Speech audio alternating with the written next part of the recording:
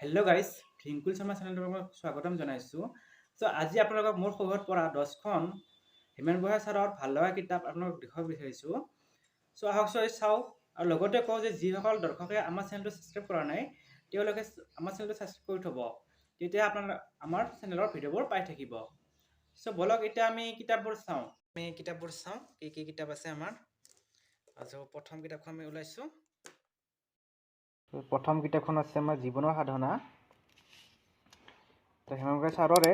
Next কিতাপখন আছে শৰীৰ আৰু হৃদয় আৰু অন্যান্য ৰচনা। নেক্সট আছে প্ৰথম কলম। নেক্সট আছে কিতাপ পঢ়াৰ আনন্দ। নেক্সট এখন হৈছে হিমেন বৰা ছাৰৰ আত্মজীৱনী ধুমুহা আৰু ৰামধেনু।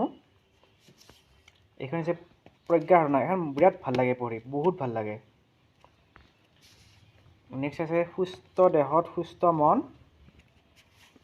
নেক্সট আছে অষ্টৰাগ। নেক্সট আছে আত্মানুসন্ধান। এখন আত্মজীৱনী হিমেন বৰা ছাৰৰ। নেক্সট আছে সাউদৰ পুতেকৰ নাও মেলি যায়। এই হৈছে টোটেল 10খন কিতাপ আপোনালোকক দেখালোঁ। ভিডিঅ'টো কেনেকুৱা হৈছে আপোনালোকে কমেণ্ট কৰি জনাব।